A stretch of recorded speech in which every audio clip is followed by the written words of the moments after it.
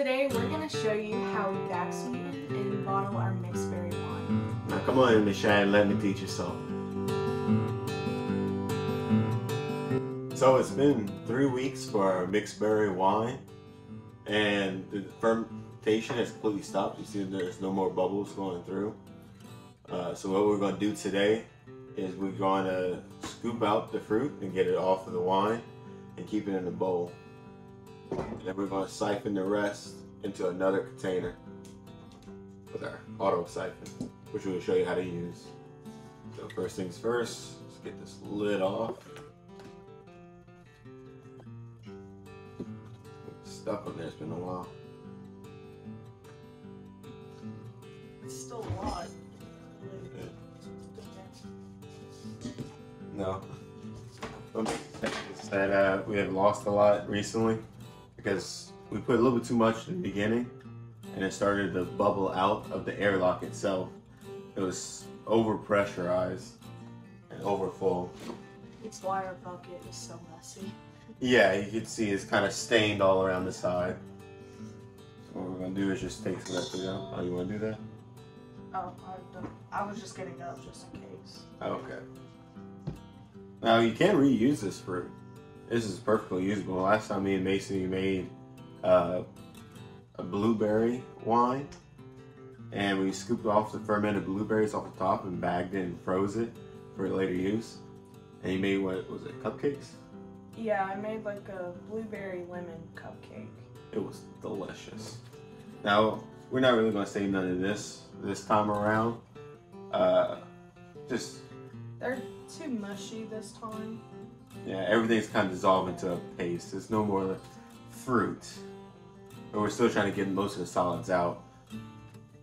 Like the blueberries have held their shape, but the raspberries and blackberries are just mush. So I wouldn't even attempt. Yeah. It smells very good though. It does. Get some of the juice out. Yeah, most wine we can possible. Does that be a big enough bucket? I think so.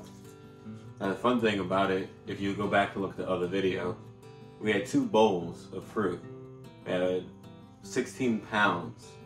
But because everything starts to dissolve into the wine, that we're not even gonna fill up 1 bowl anymore.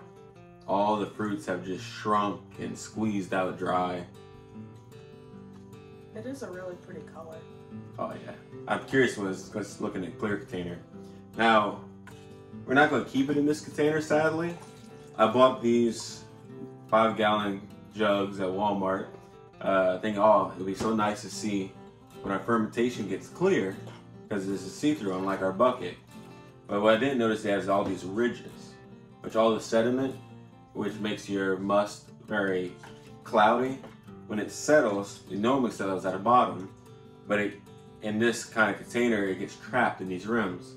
So once you cleared out your wine and you think you're about to transfer it into your bottle, you pick it up to move it, all that sediment comes out the rims and makes the whole wine cloudy again. So what we're going to do, since this is a straight wall instead of rigid, is we're going to pour it into here and then pour it right back in. Now of course we're going to clean the sides before we put it back. How to use your siphon is very simple. If you siphon off gas from your vehicle, it's the same thing. Just, we're not going to use our mouths. It's not very sanitary to use this way, so we're going to use this little siphon pump. So what we're going to do, get this chair out of here. Try not to knock everything over. We're going to put our destination vessel lower than our primary vessel. Put the tube all the way at the bottom so we don't accidentally aerate this wine. Put it in about halfway to start. Give it a few pumps and put the siphon at the bottom. This is going to take a while. Before this siphons all the way down, I want to get our ending gravity reading, which is going to tell us our ABV of the alcohol, because it is done fermenting.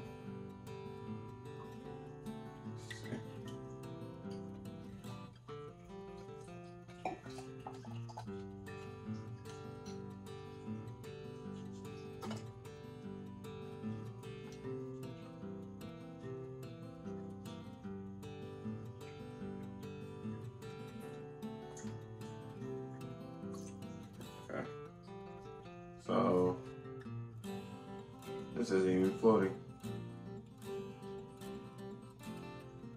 It's dropped to 0.998. So how you figure out your alcohol is you take your original gravity reading to your ending gravity reading and subtract it. Then you take that number and times that by 135, which would look like this. I did the calculations earlier, should be around 13 to 12.5%, in that range. Now we got all our mixed berry wine in the first container, which is such a beautiful color, being able to see it now. It's this dark purplish red. Although, like I said earlier, it still has to do some clearing. Put a light behind it, you still can't see it probably. You see the color maybe in the glass. It's nice purple pink. But now it's still a little cloudy. Yeah, it's plenty cloudy. This is going to clear up in about a week. So now all we have left to do is take this and then put it back into our original container with the straight walls. That's all we're going to do for it for right now. We're going to set this back in the dark corner for another week and let it clear. And we'll see you then. Bye. Well, it's been about another week with our mixed berry wine. We let it sit for a little while longer to let it clear out some, make it look all pretty. And now we're ready to back-sweeten, stabilize, and bottle our wine. It's all done. So, first steps first is to stabilize it. We don't want this turning into vinegar anytime soon, or restarting fermentation and blow up some bottles, because that can happen. So what we're going to do first is going to use some potassium metabolite sulfite. We're going to use 1 teaspoon, as the package says. Oh, sorry, 1/4 of a teaspoon, which luckily I grabbed a 1/2 teaspoon. Those alarms going off back there. So 1/4 of a teaspoon of potassium metabolite sulfite. Close that for me. And then we're going to use potassium sorbate in conjunction. 1 stops the yeast, and 1 make sure the yeast doesn't start back. And we're going to use again another 1/4 teaspoon of potassium sorbate. Now the reason we're stabilizing our brew, because you don't have to do this all the time. If you like a dry wine and you're very happy with how your wine came out and don't need to add any sugar, then you can bottle your wine right then and there if it's stable. Now, we tasted this wine earlier, which we're going to do another tasting, but it was very tart and it needed some balancing, some sugar. And since we're adding more sugar in it, we don't want the yeast that's in there to start reactivating, creating pressure and blowing up the bottle. So we're going to stabilize it first. Let me get a spoon. So we're going to stir in the potassium we just added. Now make sure not to stir too vigorously. We're not trying to add any oxygen into the brew. That can create vinegarization. We just want to stir very slowly. We're going to do a little taste test before we start adding any sugar and see exactly how much we need. And just tell you how it came out, if anyone was curious.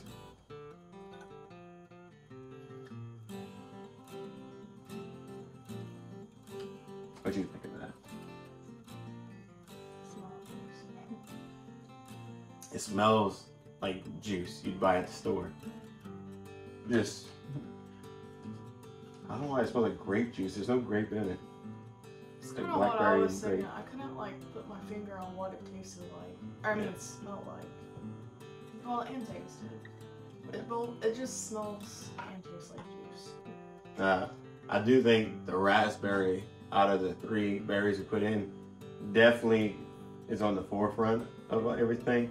Like you taste the raspberry dominant, and then a little blueberry, and then on the back end you taste the blackberry. That's what I think, at least. I like it. You like it? Yeah. I think it would be fine if we sweetened it a little bit more, but Yeah. I think I personally enjoy the taste of that. I like a drier, less sweet one. Well, go ahead, a little sugar for me, because I think it's just so tart. It's like mouth puckering tart to me, and I like a little sweeter one anyway. What am I like a semi-sweet one. I've got 2 containers. If this isn't enough, got my wife's cute little sugar jar full. Now you only want to pour in a little at a time, maybe about a cup's worth. It's always easier to add more sugar, but to take away the sugar that's already added, that's a difficult thing to do. So we're just gonna do about a cup worth at a time and keep tasting and get it to where we like it.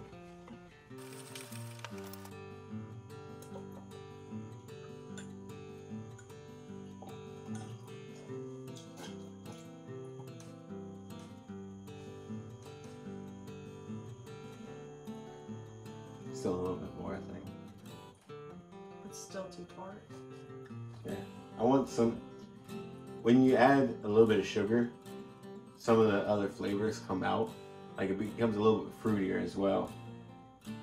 And I'm trying to get those fruit flavors back into it. It's really just acidy tart to me. I think it's good.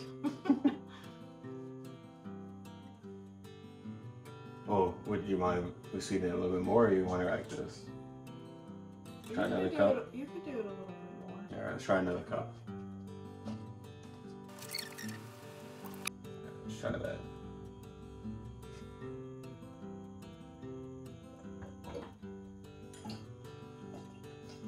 Oh, that wasn't too hot.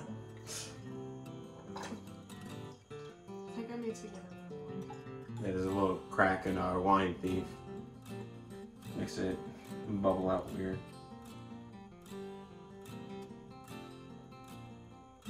I like that. Better? Yeah. I think I need to stir it a little more.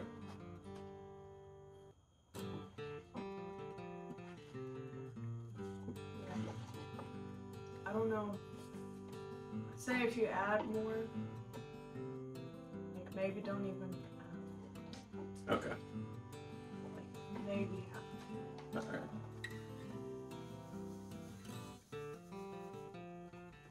Try that. Wait, so what's over there? Oh, what's over there?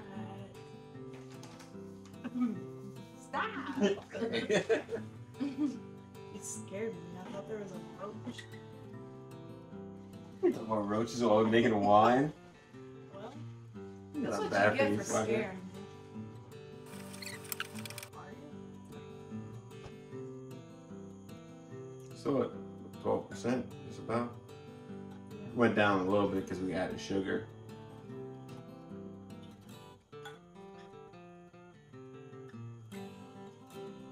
I don't really like that. I think that'd be a perfect level to leave it at. Yeah, do not add any more. Okay. Well, we found the sweetness level we wanted. Now we just gotta bottle everything. I'm gonna show you how to do that in a second. Now to bottle everything, we're gonna use a siphon again. But this time we're gonna add a little attachment, which I highly recommend. I've tried to bottle wine without this, and all this is a little rod with a spring mechanism at the bottom, to where when you push it down into the bottle, the wine starts to flow. But whenever you take it out, it stops the wine. So it's easy to transfer from bottle to bottle. I've tried to just put my thumb over real quick, sanitize my hand, put my thumb over it, and I just made a mess like crazy. It was terrible. It's not worth it. Like, if you're gonna make your own wine, this is something you need to buy. Yeah, this is a great investment. So, just like before, we put the pump at one end, and we're going to use the destination a little bit lower, or we're going to put the destination a little bit lower. Then you're going to hold that pressure down. Maybe a few bumps. And there you go. Just as long as your bottle is lower than what you're taking out of, you should be fine. Well, after a very long process, very time taxing as well, we end up getting 14 bottles and 1 gallon carboy. The reason we use this 1 gallon is that we put some charred American oak in it, and we're gonna let it sit for, I'd say, a month or two and see how it does with some wood age. Now, I'm pretty happy how this turned out. What about you? Me too. I think it's my favorite so far. I feel like I say that every time we make a new one. It just keeps getting better and better. It does get better the more you do it. Yeah. What about a scale 1 to 10? And let me explain it first. To me, how the scale goes is 1 to 3. It's just disgusting. You would never want to drink it. 4, you can drink it, but only if you'd probably dare to do so. A 5 is a little bit more bearable. A 6 starts turning the corner to being, that's something I could drink. A 7 is something you'd buy at the store. An 8 is just really good wine. A 9 a great wine, and 10 a perfect wine. So with that in mind, what would you rate it? According to your rating system, I would give it like a 7. I think so too. I would give it a 7. I wouldn't be mad if I bought something like this at the store. Like, I think this is store-made class wine. Now, I also really like the color of the wine. It's very dark red. You probably can't see it from over there. Probably put a little light to it. The color definitely does help. I don't know about you guys, but for me when I'm drinking, if it's a really good color, it makes it more enjoyable to drink too. The prettier something looks better in your mind and taste. I love like a dark, deep red color. And that's definitely wine. This. Yeah. It's definitely not a white wine. No. And I do like white wine, but it's just the aesthetic of it. It's I like very dark pretty red. wine. Well, that's it. That's how you make mixed berry wine, how you stabilize and bottle it, and hope you go out and try to make some of yourself. With that, all that being said, have a good day. Bye. Well, thanks for watching all the way to the end. I hope you like and subscribe, as well as leave a comment below of what you might want to see next. We do want to shout out our supporters, and that's once again T-Den, Ty, and a new supporter, Luke Oakland. Thanks for supporting us.